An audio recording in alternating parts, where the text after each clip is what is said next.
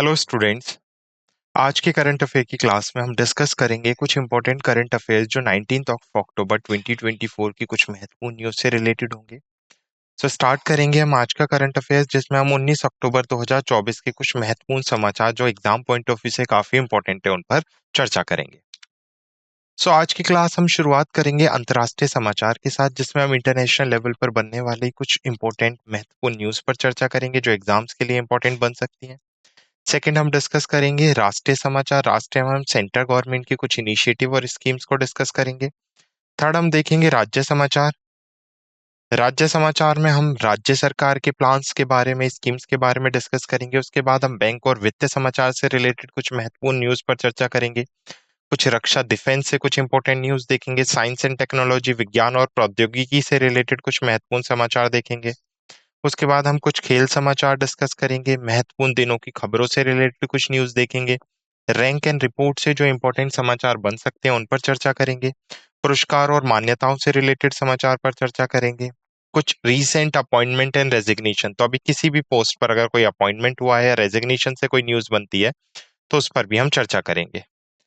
Last में हम देखेंगे सम्मेलन और शिखर सम्मेलन। तो अभी कोई इंटरनेशनल लेवल पे या तो कोई अंतर्राष्ट्रीय स्तर पर या कोई राज्य स्तर पर या कोई राष्ट्रीय स्तर पर अगर कोई सम्मेलन हुआ है, कोई कॉन्फ्रेंस हुआ है, तो उससे जो महत्वपूर्ण समाचार बन सकते हैं वो भी हम आज की क्लास में डिस्कस करेंगे।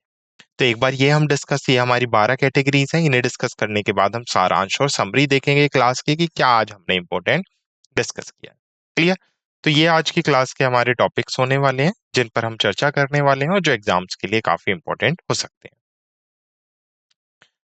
हमारे स्लाइड डेक में उपयोग की गई छवियां केवल शैक्षणिक उद्देश्य के लिए हैं। हम इन छवियों के मूल रचनाकारों और मालिकों के बौद्धिक संपदा अधिकारों का सम्मान करते हैं।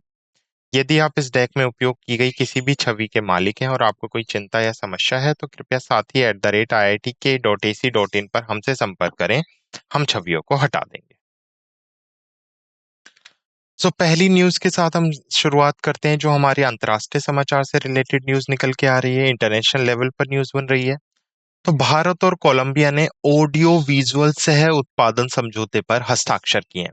तो ऑडियो विजुअल को प्रोडक्शन एग्रीमेंट क्या होता है? ऑडियो वीडियो को प्रोडक्शन, ताकि ऑडियो और वीडियो की फील्ड में, तकनीकी संसाधनों की फील्ड में रचनात्मक, बेसिकली इसका उद्देश्य है रचनात्मक और जो तकनीकी संसाधन है उनको एकत्रित करना, जिससे जो फिल्म निर्माता क्षेत्र है जो हमारी इकोनॉमी में कहीं ना कहीं बहुत बड़ा रोल प्ले करता है, तो उससे रिलेटेड जिन भी परियोजनाएं हैं उनका और विस्तार किया जा सके। तो ऑडियो विजुअल सह उत्पादक समझौता आपको याद रखना है किस किस के बीच में साइन हुआ है। इंडिया और कोलंबिया के बीच में साइन हुआ है। कब साइन हुआ है ये समझौता? 15 अक्टूबर 2024 को। तो अब अगर साइन हुआ है तो दो ऑर्गेनाइजेशन, दो पर्सन होंगे यहाँ पे। अगर मैं बात करूं तो भारत के सूचना और प्रसारण राज्य मंत्री हैं एल मुरुगन, और जॉर्ज एनरिक रोजार डॉन्ड्रिक जो कोलंबिया के विदेश मामलों के उप मंत्री हैं, उनके द्वारा इस हस्ताक्षर पर या इस समझौते पर हस्ताक्षर किए गए हैं। तो यह विभिन्न क्षेत्रों में सांस्कृतिक संबंधों और सहयोग को गहरा करने में भी एक महत्वपूर्ण कदम है। तो सिंपली याद रखना है, ऑडियो विजुअल सह उत्पादन भारत ने किसके साथ साइन किया, ऐसा भी पूछा जा सकता है। तो भारत ने किसके साथ साइन किया है? कोलंबिया के साथ। क्लियर? नेक्स्ट इंटरनेशनल न्यूज है, भारत ने पीएनजी को हीमोडायलिसिस मशीनें दी, लेबनान को सहायता भेजी। पहले तो पीएनजी पपुआ न्यू गिनिया। तो अगर मैं बात करूं तो भारत ने क्या किया है? सबसे पहले तो पपुआ न्यू गिनिया को पहली खेप में 12 हीमोडायलिसिस मशीनों का अनावरण किया है या उन्हें भेजा है। ये कब हुआ? ये तीसरे भारत प्रशांत द्वीप समूह सहयोग मंच शिखर सम्मेलन के दौरान एक वचन को पूरा करता है। उसके साथ साथ दक्षिणी लेबनान में जो तनाव चल रहे हैं, संघर्ष चल रहे हैं, उसके बावजूद भारत ने 33 टन वहां पर चिकित्सा आपूर्ति की पहली खाप भेजी है। तो यह प्रयास लेबनान का समर्थन करने के लिए एक मानवीय पहल का हिस्सा है। तो पीएनजी को तो हीमो डायलिसिस मशीन दी है। कितनी हीमोडायलिसिस? 12 हीमोडायलिसिस मशीन दी है। और उसके साथ साथ लेबनान को वहां पर क्या भेजी है? 33 टन चिकित्सा आपूर्ति की पहली खेप भारत ने भेजी है। क्लियर? तो दोनों पॉइंट्स याद रखने हैं आपको, दोनों अलग अलग हैं। देखो, एक ही न्यूज में हमने दो पॉइंट्स डिस्कस कर लिए हैं, एक तो पपुआ न्यू गिनिया की हेल्प और एक सेकेंड लेबनान की हेल्प। नेक्स्ट इंटरनेशनल न्यूज ये है, FATF financial action task force, उसने नई जोखिम आधारित फोकस के साथ ग्रे लिस्टिंग नियमों को और क्या किया है? कड़ा किया है। तो जैसे ब्लैक लिस्ट होते हैं जिसमें ईरान, म्यांमार, नॉर्थ कोरिया, ऐसी ग्रे लिस्ट होते हैं जिसमें काफी सारी कंट्रीज शामिल हैं। तो अभी जो ग्रे लिस्ट है उसके जो मानदंड हैं, उसके जो रूल्स एंड रेगुलेशंस हैं, जो क्राइटेरियाज हैं, उसमें अभी चेंजेस किए हैं एफएटीएफ ने, और उन्हें क्या किया है, और ज्यादा स्ट्रिक्ट किया है। तो नए नियमों का उद्देश्य सबसे कम विकसित देशों पर बोझ को कम करना है। अब ध्यान उन देशों को लक्षित करने पर होगा जो अंतर्राष्ट्रीय वित्त प्रणाली के लिए अधिक जोखिम पैदा करते हैं। इन परिवर्तन से एफएटीएफ की ग्रे लिस्टिंग प्रक्रिया की प्रभावशीलता में सुधार होने की भी उम्मीद है। नेक्स्ट इंटरनेशनल न्यूज है, भारत और दक्षिण कोरिया 2025 में एफटीएसई रसेल ईएमजीबी सूचकांक में शामिल होने के लिए तैयार है। तो ईएमजीबी क्या है? ये emerging market global bond index, जिसे हम उभरते बाजार सरकारी बॉन्ड सूचकांक के नाम से भी जानते हैं। तो दो देश हैं, भारत और दक्षिण कोरिया। अभी एफटीएससी रसेल ने घोषणा की है कि सितंबर 2025 से भारत को भी ईएमजीबीआई और उसके साथ साथ दक्षिण कोरिया को भी ईएमजीबीआई में शामिल कर लिया जाएगा, या हम कह सकते हैं ईएमजीबी इंडेक्स में शामिल कर लिया जाएगा। यह जेपी मॉर्गन और ब्लूमबर्ग इंडेक्स सर्विसेज द्वारा समान समावेशन का अनुसरण करता है। भारत के स्थानीय बांड बाजार में अरबों डॉलर आकर्षित हो सकते हैं। अतिरिक्त रूप से दक्षिण कोरियाई सरकारी बॉन्ड नवंबर 2025 में FTSE world government bond index में जोड़े जाएंगे। क्लियर? तो भारत और दक्षिण कोरिया 2025 में एफटीएसई रसेल ईएमजीबी सूचकांक में शामिल होने के लिए पूरी तरह से तैयार है। नेक्स्ट इंटरनेशनल न्यूज है, भारत और जर्मनी श्रम गतिशीलता समझौते पर हस्ताक्षर करने के लिए तैयार है। तो जो लेबर मोबिलिटी पैक्ट है, उस पर भारत और जर्मनी क्या करेंगे, सप्ताह उस एग्रीमेंट पर साइन करेंगे। तो भारत और जर्मनी अगले सप्ताह श्रमिकों की आवाजाही को सुगम बनाने के लिए एक समझौते पर हस्ताक्षर करेंगे, ताकि भारत से जर्मनी और जर्मनी से भारत आना, जो लेबर्स हैं, जो वर्कर्स हैं, उनके लिए और ज्यादा इजी हो जाए। तो दोनों देशों के बीच कौशल को मान्यता दी जाएगी। भारत के कुशल पेशेवरों को जर्मन उद्योग द्वारा आसानी से अपनाया जा सकता है। यह समझौता दोनों देशों के बीच आर्थिक संबंधों और कार्यबल की गतिशीलता को मजबूत करने का भी लक्ष्य रखता है। क्लियर? नेक्स्ट है, के सईद ने 90.69% वोटों के साथ ट्यूनीशिया के राष्ट्रपति के रूप में दूसरा कार्यकाल सुनिश्चित किया है। तो मोस्ट इंपॉर्टेंट न्यूज, टुनीशिया के राष्ट्रपति अभी किसे नियुक्त किया गया है? के सईद को नियुक्त किया गया है। वो दूसरी बार राष्ट्रपति के पद पर चुने गए हैं। तो इससे पहले भी के सईद इसी पद पर थे और अभी इलेक्शन में उन्होंने भारी मतों से जीत हासिल की और वो दोबारा दूसरे टेन्योर के लिए टुनीशिया के राष्ट्रपति बन गए हैं। तो उनके निकटतम प्रतिद्वंदी व्यवसायी अचाई जमील ने केवल 7.4% वोट हासिल किए, जबकि जो थर्ड पर्सन थे उसने 2% वोट प्राप्त किए। चुनाव में केवल 28.8% की कम मतदाता भागीदारी देखी गई, जो 2011 में टुनीशिया की जैस्मिन क्रांति के बाद सबसे कम है। यह 2011 के अरब स्प्रिंग के बाद टुनीशिया के तीसरे राष्ट्रपति का चुनाव है, जिसने लंबे समय से तानाशाही जीएल अब्दीनी बेन अली को सत्ता से हटा दिया है। तो नाम याद रखना है, केस सईद। क्लियर? डायरेक्ट पूछ लेगा कि टुनीशिया के अभी प्रेसिडेंट किसको अपॉइंट किया गया है, तो केस सईद को।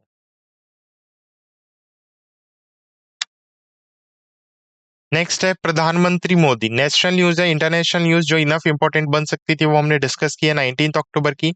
नेक्स्ट है नेशनल न्यूज, तो जिसमें प्रधानमंत्री मोदी राष्ट्रीय शिक्षण सप्ताह पहल की शुरुआत करने जा रहे हैं। तो प्रधानमंत्री नरेंद्र मोदी कर्मयोगी सप्ताह, जिसे राष्ट्रीय अधिगम सप्ताह का उद्घाटन करेंगे। इस पहल का उद्देश्य सिविल सेवकों की व्यक्तिगत और संगठनात्मक क्षमता को बढ़ाना है। यह सितंबर 2020 में शुरू किए गए व्यापक मिशन कर्मयोगी का हिस्सा है। लक्ष्य एक भविष्य तैयार सिविल सेवा को बढ़ावा देना, जो भारतीय मूल को आत्मसात करते हुए वैश्विक दृष्टिकोण को बनाए रख सके। नेक्स्ट है, हरियाणा के मुख्यमंत्री सैनी ने पहला चुनावी वादा पूरा किया, किडनी रोगियों के लिए मुफ्त डायलिसिस। तो अभी हरियाणा में चुनाव हुए थे लोकसभा के, जिसमें भाजपा से दोबारा से मुख्यमंत्री बनाए गए थे नायब सिंह सैनी। तो नायब सिंह सैनी ने एक अनाउंसमेंट की है, या फिर जो उन्होंने पहले वादा किया था कि वो जो जितने भी किडनी रोगी है उनके लिए डायलिसिस मुफ्त होगा, तो उसी का भी उन्होंने क्या कर दिया, डिक्लेरेशन कर दिया, उसी की घोषणा कर दी है। क्लियर? तो ये चुनाव के दौरान किए गए उनके पहले वादे को पूरा करता है। निर्णय भाजपा के लगातार तीसरी बार सत्ता में लौटने के बाद उनकी उद्घाटन कैबिनेट बैठक के दौरान लिया गया। सैनी ने चुनावों के दौरान कांग्रेस की कथा के खिलाफ लोगों के जनादेश पर जोर दिया। नेक्स्ट बैंक और फाइनेंस से है। पहले तो आपको एएमएफआई पता होना चाहिए, जो म्यूचुअल फंड्स के लिए लाइसेंस डिस्ट्रीब्यूट करती है, उस ऑर्गेनाइजेशन का नाम है भारतीय म्यूचुअल फंड संघ। तो नाम से ही समझ सकते हैं, basically association of mutual fund of India. तो ये क्या करती है, जितनी भी ऑर्गेनाइजेशन है जो म्यूचुअल फंड में अपने आप को रजिस्टर कराना चाहती हैं, तो उनको लाइसेंस किसके थ्रू दिया जाएगा, एएमएफआई के थ्रू लाइसेंस प्रोवाइड किया जाएगा।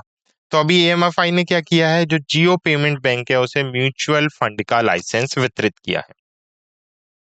यह श्रेणी एक केवल निष्पादक प्लेटफॉर्म लाइसेंस जियो पेमेंट बैंक को विभिन्न म्यूचुअल फंड परियोजनाओं की प्रत्यक्ष योजनाओं को वितरित करने में सक्षम बनाता है। लाइसेंस जियो पेमेंट बैंक के वित्तीय सेवाओं के क्षेत्र में विस्तार के लिए एक महत्वपूर्ण कदम है। इस कदम से बैंक की सेवा पेशकश और बाजार पूंजी में वृद्धि होने की भी उम्मीद है। तो याद रखना है, जियो पेमेंट बैंक को किसका लाइसेंस मिल गया है, म्यूचुअल फंड डिस्ट्रीब्यूशन का लाइसेंस प्राप्त हो गया है। क्लियर।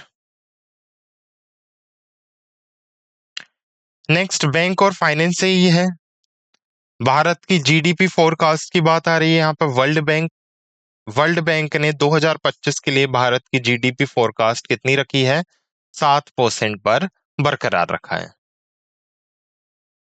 तो 2025 के लिए भारत की जीडीपी वृद्धि दर के पूर्वानुमान को 7% वर्ष दर वर्ष पर बनाए रखा है। इसे उच्च कृषि उत्पादन और नीति पहलों से मजबूत रोजगार वृद्धि के कारण बताया है।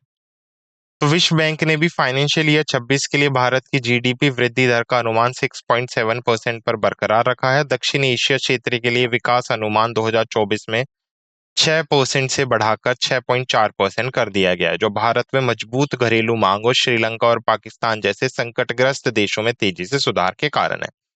दक्षिणी एशिया का उत्पादन 2025 में 6.2% बढ़ने का अनुमान है, मुख्य रूप से भारत में मजबूत निजी निजी खपत और भूटान, नेपाल और श्रीलंका में बढ़ते पर्यटन और जल विद्युत निर्यात के कारण ऐसा बेसिकली ये जीडीपी फोरकास्ट की गई है। क्लियर। नेक्स्ट डिफेंस से न्यूज है। भारतीय तटरक्षक बल ने सागर कवच तटीय सुरक्षा अभ्यास का आयोजन किया है। तो जो इंडियन कोस्टल गार्ड है, अभी उसने क्या किया है, एक कोस्टल लाइन सिक्योरिटी ड्रिल उसका अनावरण किया, जिसका नाम क्या है, सागर कवच। तो बहुत इंपॉर्टेंट हो जाता है। सबसे पहले तो पूछ लेगा सागर कवच का आयोजन किसने किया है, तो जो हमारा इंडियन कोस्टल गार्ड है या तटरक्षक बल है उसके थ्रू किया गया है। नेक्स्ट अगर मैं बात करूं तो कहां कहां पर इसका आयोजन किया गया, तो इसका आयोजन गुजरात, दमन द्वीप और साथ ही गोवा और महाराष्ट्र को कवर करता है। तो इसका उद्देश्य तटीय और समुद्री सुरक्षा को बढ़ाना और एजेंसियों के बीच समन्वय में सुधार करना है। अभ्यास में भारतीय नौसेना, राज्य पुलिस, मरीन पुलिस और बंदरगाह प्राधिकरण सहित विभिन्न हितधारी शामिल रहे। क्लियर। नेक्स्ट डिफेंस से ही है AICTE, which is known as all India council for technical education, या जिसे हम अखिल भारतीय तकनीकी शिक्षा के नाम से जानते हैं। और उसके साथ साथ SIDM, भारतीय रक्षा निर्माता, basically which is the society of Indian defence manufacture. अभी इन्होंने रक्षा और एयर स्पेस क्षेत्रों में अकादमिक उद्योग तालमेल को बढ़ावा देने के लिए आपस में समझौता किया है। तो दो ऑर्गेनाइजेशन है, SIDM और AICTE, दोनों ने एरोस्पेस क्षेत्र में बढ़ावा देने के लिए एक समझौते पर हस्ताक्षर किए हैं, जो नई दिल्ली में किया गया। तो यहाँ पर AICTE के अध्यक्ष हैं प्रोफेसर TG सीताराम राम और SIDM के अध्यक्ष हैं राजेंद्र सिंह भाटिया, जिनके बीच में समझौता हुआ। इस समझौते के समय केंद्रीय मंत्री राजनाथ सिंह भी उपस्थित रहे थे। यह 3 वर्षीय समझौता भारत के AICTE स्वीकृत संस्थानों से कुशल कार्यबल बनाने पर ध्यान केंद्रित करते हुए शिक्षा और रक्षा सहयोग उद्योग के बीच एक मजबूत साझेदारी स्थापित करने का लक्ष्य रखता है। साझेदारी विशेष जागरूकता कार्यक्रम के माध्यम से संकाय और छात्रों को विकसित करेगी और रोजगार योगदान बढ़ाने के लिए रक्षा और संबंधित क्षेत्रों में उद्योग इंटर्नशिप को की भी पेशकश करेगी। नेक्स्ट डिफेंस से है, भारतीय नौसेना ने मिसाइल कम गोला बारूद बाज LSAM-12 लॉन्च किया। तो मोस्ट इंपोर्टेंट है LSAM, landing ship ammunition yard 80 के नाम से जिसे जाना जाता है। तो अभी भारतीय नौसेना ने मिसाइल कम गोला बारूद बार्ज, जिसे हम LSAM-12 के नाम से जानते हैं, उसको लॉन्च किया है, जिससे उसकी नौसैनिक लॉजिस्टिक और मारक क्षमता में वृद्धि हुई है। तो यह 8 मिसाइल कम गोला बारूद बाज परियोजना का छठा पोत है, जिसका उद्देश्य नौसेना की संचालन क्षमताओं को मजबूत करना है। यह विशाखापट्टनम आंध्र प्रदेश की MS Secon engineering project private limited द्वारा निर्मित है। लॉन्च की अध्यक्षता मुंबई के company commander MV Raj Krishna ने की और इसे महाराष्ट्र के मीरा भाईंदर में SEPPL के लॉन्च स्थल पर आयोजित किया गया। Clear. Next, science and technology से अभी वीजा ने वैश्विक बैंकों के लिए स्थिर कॉइन और अन्य टोकन जारी करने के लिए एक प्लेटफॉर्म का अनावरण किया, जिसका नाम क्या है, VTEP, visa tokenise asset platform. और इस प्लेटफॉर्म के 2025 तक लाइव आने की उम्मीद है। तो याद रखना है, वीजा ने लॉन्च किया है वीजा टोकनाइज एसेट्स प्लेटफॉर्म, जो बैंकों के लिए स्थिर कॉइन और अन्य टोकन जारी करेगा। तो वीटैप बैंकों को टोकन बनाने, जलाने और स्थानांतरित करने में सक्षम बनाएगा, जिससे वित्तीय संस्थानों को ब्लॉकचेन तकनीक का लाभ उठाने के लिए बुनियादी ढांचा प्रदान किया जाएगा। Banco Bilbao Vizcaya Argentaria which is BBVA 1 साल से वीजा के प्लेटफॉर्म का परीक्षण कर रहा है और 2025 में चुनिंदा ग्राहकों के लिए एथेरियम ब्लॉकचेन पर एक पायलट लॉन्च करने की योजना बना रहा है। पेपैल होल्डिंग सिंक ने अपना स्थिर कॉइन पेपैल USD पेश किया और अब स्ट्राइप इंक व्यापारियों को ऑनलाइन लेन देन के लिए स्थिर कॉइन स्वीकार करने में भी सक्षम बनाया है। Clear. Next, science and technology से ये स्पेसएक्स ने 5वीं परीक्षण उड़ान पर मेगा स्टारलिप रॉकेट लॉन्च किया है।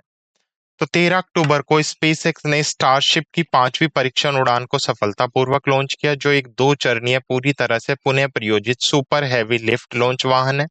टेक्सास के बोका चीका के पास स्टार बेस से इसे लॉन्च किया गया है। खाली स्टारशिप ने मेक्सिकन सीमा के पास टेक्सास से उड़ान भरी, लगभग 400 फीट की ऊंचाई तक यह पहुंच गया। रॉकेट मेक्सिको की खाड़ी के ऊपर से गुजरा और अंतरिक्ष यान 130 मील से अधिक ऊंचाई तक बढ़ता रहा। सफल प्रेक्षण, आरोहण, चरण विभाजन, बूस्ट बैक बर्न और तट के बाद सुपर हैवी बूस्टर ने अपनी लैंडिंग बर्न को पूरा किया और स्टार बेस में लॉन्च और कैच टॉवर की चॉपस्टिक बाहों द्वारा पकड़ा गया। तो याद रखना है, स्पेस एक्स ने 5वीं परीक्षण उड़ान पर मेगा स्टारलिप रॉकेट लॉन्च किया और ये कहां से लॉन्च किया गया है, टेक्सास से। नेक्स्ट स्पोर्ट्स न्यूज है। ओके, भारतीय बेसिकली शतरंज प्लेयर हैं अर्जुन एरिगेसी, जिन्होंने अभी WR में मास्टर्स यानी शतरंज मास्टर्स का खिताब जीता है और लगभग वो 2800 एलो रैंकिंग के करीब पहुंच गए हैं। तो भारतीय ग्रैंड मास्टर अर्जुन एरिगेसी ने अमारगेडन खेल में फ्रांस के मैक्सिकन वाचियर को हराकर WR शतरंज मास्टर्स का खिताब जीता है। क्लासिकल शतरंज में 2 ड्रॉ के बाद यह मैच जीता गया। इस जीत के साथ अर्जुन 2800 एलो रैंकिंग के करीब पहुंच गए, जो लगभग 2796 इनकी लाइव रेटिंग है। 21 वर्षीय ने 20,000 यूरो का पुरस्कार जीता और 20 अक्टूबर से शुरू होने वाले यूरोपियन कप में 2800 मील के पत्थर को हासिल करने की भी योजना बनाई है। क्लियर। तो याद रखना, WR शतरंज मास्टर्स टूर्नामेंट का खिताब किसने जीता है, अर्जुन एलिगेसी ने। इन्होंने फ्रांस के मैक्सिन को इसमें हराया है। नेक्स्ट स्पेन से ही है, स्पेनिश बेसिकली प्लेयर हैं और स्पोर्ट्स न्यूज है। सो बेसिकली स्पेनिश टेनिस खिलाड़ी हैं राफेल नडाल, काफी फेमस पर्सनैलिटी है। अभी 2024 सीजन के बाद उन्होंने संन्यास की घोषणा की है। तो स्पेनिश टेनिस खिलाड़ी राफेल नडाल ने घोषणा की कि वे 2024 के अंत में पेशेवर टेनिस से संन्यास ले लेंगे। नडाल का अंतिम टूर्नामेंट डेविस कप 2024 होगा, जो नवंबर 2024 में मलागा स्पेन में आयोजित किया जाएगा। नडाल ने 2001 में सिर्फ 15 साल की उम्र में अपने पेशेवर करियर की शुरुआत की और कुल 92 सिंगल्स करियर खिताब जीते, जिसमें 22 ग्रैंड स्लैम खिताब शामिल हैं। वह 2008 में पहली बार विंबलडन फाइनल में रोजर फेडरर को हराकर विश्व नंबर 1 बने थे। क्लियर। नेक्स्ट है इंपोर्टेंट डेज से न्यूज। तो इंपोर्टेंट डेज में विश्व सांख्यिकी दिवस, वर्ल्ड स्टैटिस्टिक्स डे। तो 20 अक्टूबर को अभी हमने क्या बनाया है, विश्व सांख्यिकी दिवस मनाया है, जो हर 5 साल में एक बार अंतर्राष्ट्रीय उत्सव के रूप में बनाया जाता है, ताकि समाज के निर्माण और सूची निर्णय में सांख्यिकी के महत्व को उजागर किया जा सके। तो उत्सव स्थायी विकास को बढ़ावा देने और पारदर्शिता को प्रोत्साहित करने में सांख्यिकी की महत्वपूर्ण भूमिका को भी रेखांकित करता है। तो याद रखना है, विश्व सांख्यिकी दिवस 2024 कब बनाया गया, अभी रिसेंटली बनाया गया। नेक्स्ट है इंपॉर्टेंट डेज न्यूज। विश्व डाक दिवस जो 9 अक्टूबर को सेलिब्रेट किया गया। विश्व डाक दिवस संयुक्त राष्ट्र का 9 अक्टूबर को यूनिवर्सल पोस्टल यूनियन की 1874 में बर्न स्विट्जरलैंड में स्थापना की वर्षगांठ के रूप में मनाया जाता है। इस बार की अगर हम थीम की बात करें तो 150 वर्षों से संचार को सक्षम बनाना और राष्ट्रों के बीच लोगों को सशक्त बनाना इस बार की क्या रही है, थीम रही है। 1969 में टोक्यो में आयोजित यूपीयू कांग्रेस ने हर साल 9 अक्टूबर को यूपीयू दिवस मनाने का, यानी वर्ल्ड पोस्टल डे मनाने का संकल्प लिया था, और 1984 में हैम्बर्ग में आयोजित यूपीयू कांग्रेस ने यूपीयू दिवस के पालन को विश्व डाक दिवस के रूप में सेलिब्रेट किया था। तो यूनिवर्सल पोस्टल यूनियन के थ्रू ये सेलिब्रेट किया जाता है। नेक्स्ट इंपॉर्टेंट डे से ये 92वां भारतीय वायुसेना दिवस। तो अभी 8 अक्टूबर को भारतीय वायुसेना सक्षम सशक्त आत्मनिर्भर थीम के साथ 8 अक्टूबर को हमने कौन सा दिवस बनाया, 92वां भारतीय वायुसेना दिवस। तो 8 अक्टूबर 1932 को भारतीय वायुसेना की स्थापना हुई थी, तभी से ये दिन बनाया गया है। अगर मैं बात करूं भारतीय वायुसेना दिवस की थीम की, हमने बात की है सशक्त सक्षम और आत्मनिर्भर। तो 92वां वायुसेना दिवस 6 से 8 अक्टूबर 2024 तक वायुसेना स्टेशन तामरन, चेन्नई, तमिलनाडु में मनाया जाएगा। समारोह में हवाई प्रदर्शन, परेड और स्थित प्रदर्शन शामिल थे, जो आत्मनिर्भरता के विचार को प्रदर्शित कर रहे थे। नेक्स्ट इंपॉर्टेंट डे से है विश्व मानसिक स्वास्थ्य दिवस। बेसिकली 10 अक्टूबर को हमने कार्यस्थल पर मानसिक स्वास्थ्य थीम के साथ विश्व मानसिक स्वास्थ्य दिवस सेलिब्रेट किया, जिसका उद्देश्य लोगों में मानसिक स्वास्थ्य के प्रति जो समस्याएं हैं उनके निवारण के लिए जागरूकता बढ़ाना और जो मेंटल हेल्थ है उसके बारे में अवेयरनेस फैलाना है। तो 1992 में विश्व मानसिक स्वास्थ्य महासंघ के तत्कालीन उप महासचिव रिसर्च हंटर द्वारा WMHD को एक वार्षिक गतिविधि के रूप में शुरू किया गया था, और पहली बार इस दिन को 10 अक्टूबर 1992 को मनाया गया था। विश्व अंडा दिवस। तो अंडा द्वारा एकजुट थीम के साथ हमने 28वां अंडा दिवस 11 अक्टूबर को सेलिब्रेट किया, जो अक्टूबर के दूसरे शुक्रवार को प्रतिदिन अंडे की गुणवत्ता और प्रोटीन और इसके महत्व पे जानकारी देने के लिए विश्व भर में मनाया जाता है। तो विश्व अंडा दिवस की स्थापना अंतर्राष्ट्रीय अंडा आयोग द्वारा की गई थी, जो वैश्विक अंडा उद्योग का प्रतिनिधित्व करने वाला एकमात्र वैश्विक संगठन है। क्लियर। तो याद रखना है, विश्व अंडा दिवस जो दूसरे शुक्रवार को मनाया जाता है अक्टूबर के, और 11 अक्टूबर को दूसरा शुक्रवार पड़ा था, तो हमने दूसरे शुक्रवार को इसे सेलिब्रेट किया था। नेक्स्ट है रैंक एंड रिपोर्ट से। तो मल्टी डायमेंशनल पॉवर्टी इंडेक्स। तो 2024 के लिए वैश्विक बहुआयामी गरीबी सूचकांक, तो इससे रिलेटेड कुछ न्यूज है। तो 2024 का वैश्विक बहुआयामी गरीबी सूचकांक रिपोर्ट हिंसक संघर्षण और बहुआयामी गरीबी के बीच के संबंध को उजागर करता है। लगभग 1.1 अरब लोग तीव्र बहुआयामी गरीबी में रहते हैं, जिनमें से 455 मिलियन संघर्ष प्रभावित क्षेत्र में निवास करते हैं। रिपोर्ट इस बात पर जोर देती है कि इन क्षेत्रों में गरीबी दर अधिक है और गरीबी उन्मूलन में प्रगति काफी धीमी है। तो यह संयुक्त रूप से संयुक्त राष्ट्र विकास कार्यक्रम और ऑक्सफोर्ड गरीबी और मानव विकास पहल द्वारा प्रकाशित किया गया था। तो वैश्विक बहुआयामी गरीबी सूचकांक आपको याद रखना है 2024 में, जिसे बेसिकली जिस रिपोर्ट को जारी किया गया, और काफी इंपॉर्टेंट डेटा है। 1.1 अरब लोग तीव्र बहुआयामी गरीबी क्षेत्र में रहते हैं, जिसमें से 455 मिलियन संघर्ष प्रभावित क्षेत्रों में निवास करते हैं। Next rank and report C है। विश्व व्यापार संगठन ने 2025 के लिए विश्व वस्तु व्यापार वृद्धि के पूर्वानुमान को 3.3% से घटाकर कितना कर दिया है? 3%। तो जो वर्ल्ड मर्चेंटाइज ट्रेड ग्रोथ है, पहले वर्ल्ड बैंक ने विश्व व्यापार संगठन ने सॉरी वर्ल्ड ट्रेड ऑर्गेनाइजेशन ने विश्व व्यापार संगठन ने कितना प्रेडिक्ट किया था? इसे 3.3% प्रेडिक्ट किया था, और अभी इसने घटाकर कितना कर दिया है? 3% कर दिया है। तो रिपोर्ट में अनुमान लगाया गया कि बाजार विनियम दरों पर वैश्विक जीडीपी वृद्धि 2024-25 के लिए 2.7% पर बनी रहेगी, जो पहले इसने 2.6% प्रेडिक्ट की थी। वैश्विक वस्त्र व्यापार ने 2024 की पहली छमाही में वर्ष दर वर्ष 2.3% की वृद्धि देखी, जो 2023 में उच्च मुद्रास्फीति और बढ़ती बाजार दरों के कारण 1.1% की गिरावट से उभर रहा है। नेक्स्ट अवार्ड्स एंड रिकग्निशन से है, तो काफी इंपॉर्टेंट अवार्ड है किशोर कुमार पुरस्कार 2023, या जिसे हम राष्ट्रीय किशोर कुमार पुरस्कार 2023 के नाम से जानते हैं। तो अभी राजकुमार हिरानी जो भारत के फिल्म निर्माता हैं, उनको 2023 के लिए राष्ट्रीय किशोर कुमार पुरस्कार से सम्मानित किया गया है। तो प्रसिद्ध फिल्म निर्माता है राजकुमार हिरानी, जिन्हें वर्ष 2023 के लिए प्रतिष्ठित राष्ट्रीय किशोर पुरस्कार से सम्मानित किया गया है।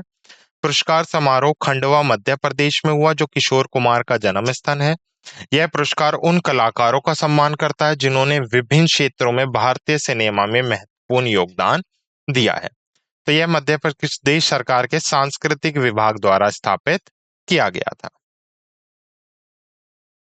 क्लियर। नेक्स्ट, मोहन जी को प्रतिष्ठित 2024 मानवतावादी पुरस्कार प्राप्त हुआ है। तो 19 सितंबर 2024 को जोहान्सबर्ग दक्षिण अफ्रीका में मोहन जी को नॉर्वे कॉर्निशियल कंपनी के अवार्ड इवेंट में एक विशेष मान्यता प्राप्त हुई। यह पुरस्कार उनके वैश्विक मानवतावादी नेताओं के रूप में विश्वव्यापी योगदान का सम्मान करता है। यह कार्यक्रम नैतिक और दूरदर्शी नेताओं का उत्सव मनाता है, जिसका कार्य सचेत नेतृत्व को बढ़ावा देना है।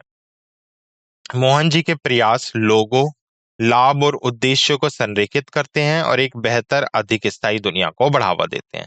तो याद रखना, प्रतिष्ठित मानवतावादी पुरस्कार 2024 किसको दिया गया है? मोहन जी को दिया गया है।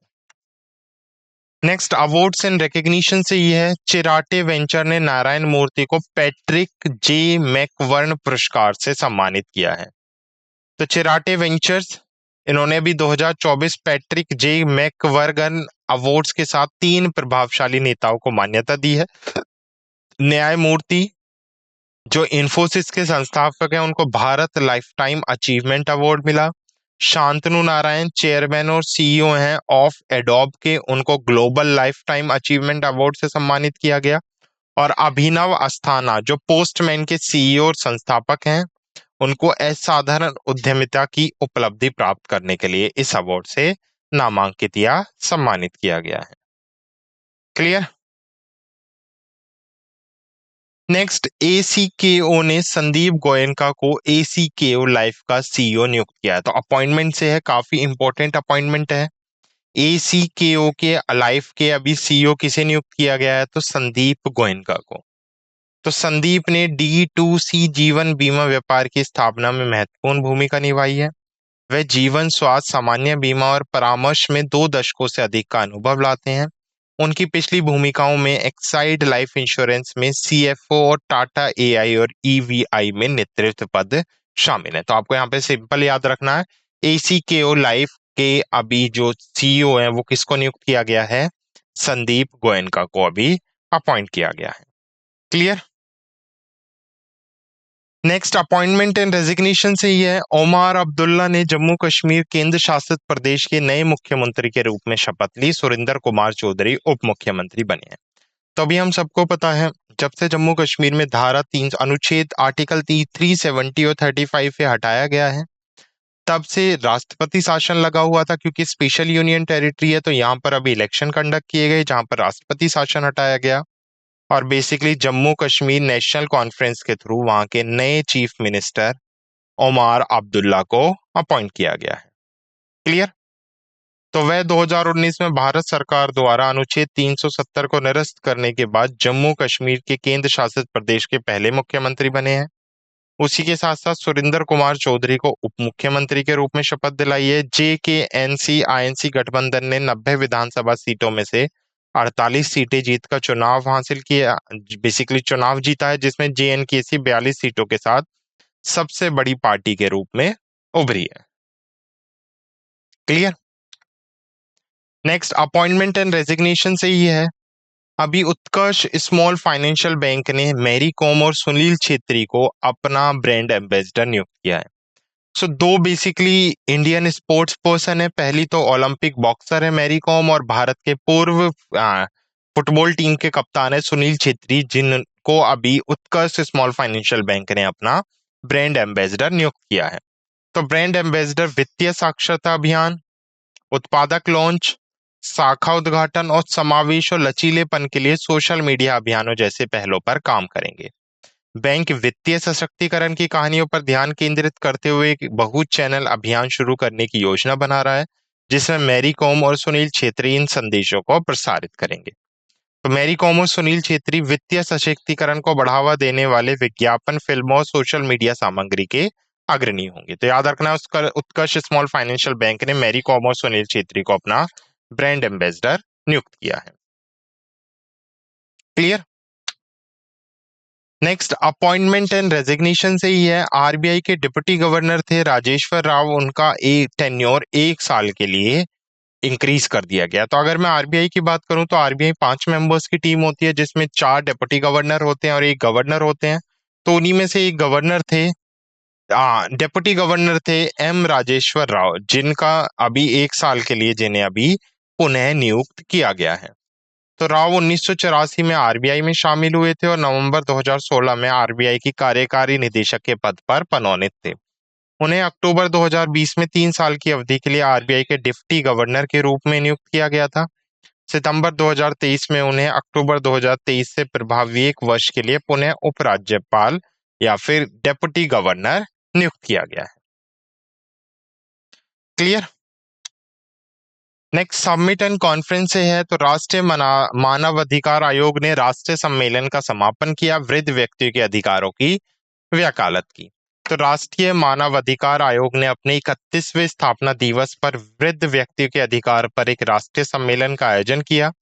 यह कार्यक्रम कहां पर नियुक्त किया गया? ये कार्यक्रम किया गया नई दिल्ली विज्ञान भवन में। कार्यवाहक अध्यक्ष श्रीमती विजय भारती सयानी ने राष्ट्र के हित के लिए निर्माता के रूप में बुजुर्गों की अमूल्य भूमिका पर जोर दिया। सम्मेलन ने वृद्ध व्यक्तियों के अधिकारों और कल्याण के लिए समर्थन भी किया। तो याद रखना है, राष्ट्रीय मानव अधिकार आयोग का राष्ट्रीय सम्मेलन कहां पर आयोजित किया गया? विज्ञान भवन, न्यू दिल्ली में। क्लियर? तो ये थे कुछ हमारे इंपॉर्टेंट करंट अफेयर्स जो हमने डिस्कस किए 19 अक्टूबर 2024 के। नाउ एक बार क्विक समरी रिवाइज करते हैं कि क्या क्या हमने इंपॉर्टेंट डिस्कस किया। तो शुरुआत की थी हमने अंतर्राष्ट्रीय समाचार के साथ, जिसमें हमने देखा था ऑडियो विजुअल को प्रोडक्शन एग्रीमेंट जो भारत और कोलंबिया के बीच में किया गया है। उसके साथ साथ भारत ने 2 कंट्रीज को सहायता दी। एक तो लेबनान को भारत ने क्या मेडिकल्स प्रोवाइड किए हैं, मेडिसिन प्रोवाइड की हैं, और उसके साथ साथ हेमोडायलिसिस मशीनें किसको सौंपी हैं? भारत ने पपुआ न्यू गिनिया को। नेक्स्ट न्यूज हमने FATF की ग्रे लिस्ट से देखा था। नेक्स्ट हमने देखा था कि भारत और दक्षिण कोरिया 2025 में FTSE रसेल EMGB इंडेक्स में शामिल होने के लिए पूरी तरह से तैयार है। उसके साथ साथ हमने देखा था इंडिया और जर्मनी का एक एग्रीमेंट साइन हुआ है, जिसे लेबर मोबिलिटी पैक्ट या श्रम गतिशील समझौते के नाम से जाना जाता है, ताकि दोनों कंट्रीज में जो लेबर्स हैं, जो श्रमिक हैं, उनका आना जाना और ज्यादा इजी हो सके और आसानी से उन्हें अपनाया जा सके। उसके बाद लास्ट न्यूज हमने अंतर्राष्ट्रीय समाचार में देखी थी, ट्यूनीशिया के राष्ट्रपति के रूप में दूसरा कार्यकाल अभी किसने शुरू किया है? केस सईद ने शुरू किया है। राष्ट्रीय समाचार से हमने लर्निंग वीक पहल की शुरुआत देखी, जिसको पीएम मोदी ने स्टार्ट किया है। राज्य में हमने देखा था कि मुख्यमंत्री हैं हरियाणा के नायब सिंह सैनी, जिन्होंने किडनी रोगियों के लिए मुफ्त डायलिसिस की सुविधा हरियाणा में स्टार्ट की है। नेक्स्ट, बैंक और वित्त से अगर मैं बात करूं तो जियो पेमेंट बैंक ने एएमएफआई में से म्यूचुअल फंड वितरण लाइसेंस प्राप्त किया है। डन। उसके साथ साथ हमने वर्ल्ड बैंक की भारत के लिए जीडीपी फोरकास्ट देखी थी, जो वर्ल्ड बैंक ने 7% रहने का पूर्वानुमान लगाया है। डिफेंस से अगर मैं बात करूं तो सागर कवच अभ्यास हमने देखा था, जिसको भारतीय तटरक्षक बल द्वारा आयोजित किया गया है। उसके साथ साथ हमने दो ऑर्गेनाइजेशन थी, एआईसीटी और एसआईडीएम, जिनका एमओयू देखा था एरोस्पेस क्षेत्र में बढ़ावा देने के लिए। और हमने देखा था भारतीय नौसेना ने मिसाइल कम गोला बारूद बाज LSAM-12 लॉन्च किया है। साइंस एंड टेक्नोलॉजी से हमने देखा था वीजा ने स्थिर कॉइन बेसिकली और अन्य टोकन जारी करने के लिए एक प्लेटफॉर्म का अनावरण किया है। और मेगा स्टारशिप रॉकेट लॉन्च हमने देखा था, जिसको स्पेस एक्स ने लॉन्च किया, और ये इसका 5वां सफल परीक्षण है। क्लियर। स्पोर्ट्स से अगर मैं बात करूं तो स्पोर्ट्स से हमने सबसे पहले देखा अर्जुन एरिगेसी ने WR शतरंज मास्टर जीता है, और राफेल नडाल ने अभी संन्यास की घोषणा कर दी है। इंपॉर्टेंट डेज में हमने देखा विश्व सांख्यिकी दिवस, उसके साथ साथ विश्व डाक दिवस हमने देखा, 92वां भारतीय वायुसेना दिवस के बारे में हमने डिस्कस किया, विश्व मानसिक स्वास्थ्य दिवस के बारे में हमने चर्चाएं की, और उसके साथ साथ हमने देखा विश्व अंडा दिवस, जो कब मनाया गया था? 11 अक्टूबर को मनाया गया। क्लियर। तो ये इंपॉर्टेंट डेज से हमने देखी। रैंक एंड रिपोर्ट से हमने दो न्यूज देखी है। एक तो जो विश्व वस्त्र व्यापार वृद्धि पूर्वानुमान है, जो WTO ने पहले 3.3% रखा था, अभी उसको घटाकर कितना कर दिया है? 3% कर दिया है। और 2024 में वैश्विक बहुआयामी गरीबी सूचकांक से हमने इंपॉर्टेंट पॉइंट्स देखे। और लास्ट हमने पुरस्कार और मान्यताओं से सीरीज देखी, अवार्ड्स एंड रिकॉग्निशन से, जिसमें राजकुमार हिरानी को किशोर कुमार पुरस्कार से सम्मानित किया गया, मोहन जी को प्रतिष्ठित 2024 मानवतावादी पुरस्कार प्राप्त हुआ, और चेराटे वेंचर्स ने नारायण मूर्ति को पैट्रिक जे मैकवर्गन पुरस्कार से सम्मानित किया है। नेक्स्ट हमने नियुक्ति और इस्तीफे से कुछ महत्वपूर्ण समाचार देखे, जिसमें हमने देखा कि एको ने संदीप गोयनका को एको लाइफ का सीईओ नियुक्त किया है, तो एको लाइफ के संदीप गोयनका को नियुक्त किया गया है। नेक्स्ट हमने देखा जम्मू कश्मीर के प्राइम चीफ मिनिस्टर किसको अपॉइंट किया गया है? उमर अब्दुल्ला को, और vice chief minister Surinder Kumar Choudhary को। दो फेमस पर्सनैलिटी हैं, मैरी कॉम और सुनील छेत्री। मैरी कॉम बॉक्सिंग से बिलोंग करती है, और सुनील छेत्री किस चीज से बिलोंग करते हैं? वो भारत के पूर्व फुटबॉल कप्तान रह चुके हैं। तो अभी उत्कर्ष स्मॉल फाइनेंशियल बैंक ने अपना ब्रांड एम्बेसडर नियुक्त किया है। और डिप्टी गवर्नर थे आरबीआई के राजेश्वर राव, जिनका कार्यकाल 1 साल के लिए और बढ़ा दिया गया है। लास्ट में हमने शिखर और सम्मेलन से न्यूज देखी। अभी नई दिल्ली में विज्ञान भवन में NHRC ने राष्ट्रीय सम्मेलन का समापन किया, और वृद्ध व्यक्तियों के अधिकारों की वकालत की। क्लियर। तो ये थे 19 अक्टूबर 2024 के कुछ महत्वपूर्ण करंट अफेयर्स, जिस पे हमने चर्चा की, जहां पे हमने नियुक्तियों से related national news, state news, banking, finance, defence और साइंस टेक्नोलॉजी के साथ साथ स्पोर्ट्स न्यूज भी कवर की। क्लियर। तो हमने जितनी इंपॉर्टेंट न्यूज बन सकती थी वो हमने कवर कर ली है। I hope you like this session. Thank you.